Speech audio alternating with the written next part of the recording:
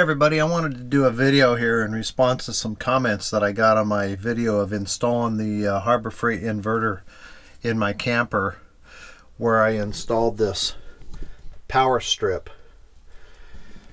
So some people are telling me I need a GFCI and then a circuit breaker and so on and so forth.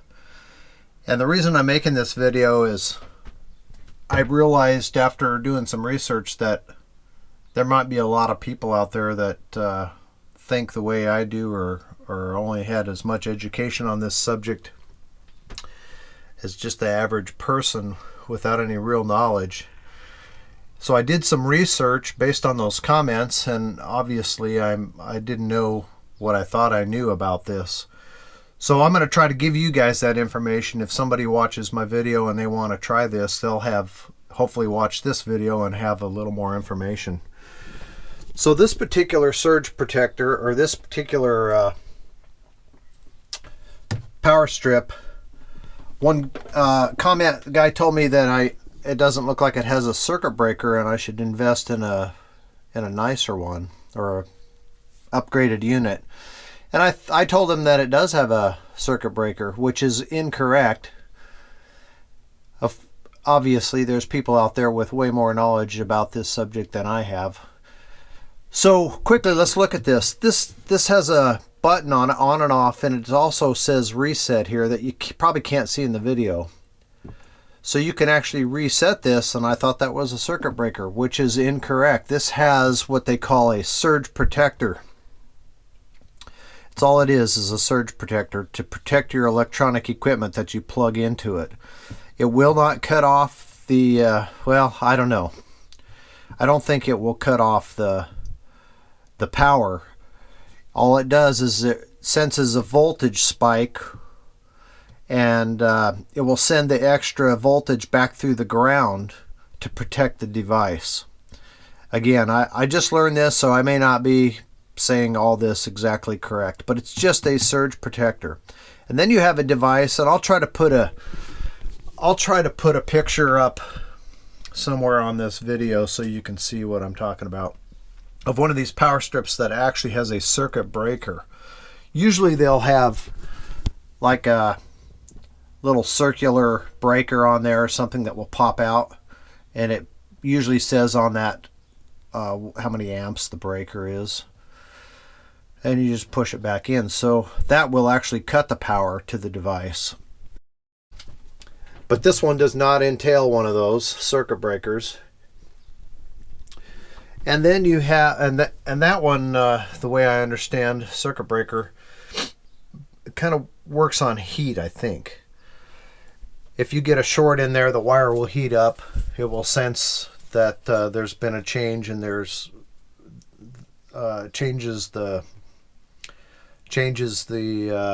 structure of the wire, and then it senses it and pops and cuts the power. And then you have another item which is called the GFCI, which is in most kitchens or anywhere that you have water, kitchens, bathrooms, and ground fault circuit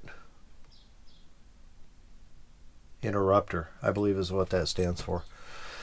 And that one is interesting. I didn't really understand how that worked. I mean, I understood that they should go where there's water and so forth, but what that does, the difference between the positive and the negative, it'll sense the voltage going through there, and they should be equal. If anything occurs that creates different current on either the positive or the negative wire, it'll trip that thing, and that cuts the power. So, and they're very sensitive, at least the way I understand it. So what I'm going to do to make this a better situation for the camper and for being around the sink and all of that, I'm going to leave the power strip. I'm going to, on the other end where this plugs into my inverter, I'm going to put in what they call a GFCI outlet adapter. I don't have one. I'm going to go purchase one. They're about anywhere from 10 to 20 bucks depending on where you get it and how fancy a one you get. But I'll put up a picture of an example of one of those, And I think that that will resolve my issues with this particular outlet. And the beauty is if I put that on the inverter and then plug my cord here into it, then all these 6 outlets will be protected. At least that's the way I understand it. And somebody out there will hopefully see this and let me know if that's correct or if it's incorrect or if it's going to work or not. Another interesting thing that I learned about these power strips is even though this one has a surge protector in it, there's a possibility that the surge protector in here no longer works. And this one is so cheap that you can't even tell if it works or not. Also, it requires, since it sends the extra power through the ground, diverts it through the ground, if you have a surge, it has to be plugged into an outlet that is grounded, which my inverter is grounded with a 3-wire plug.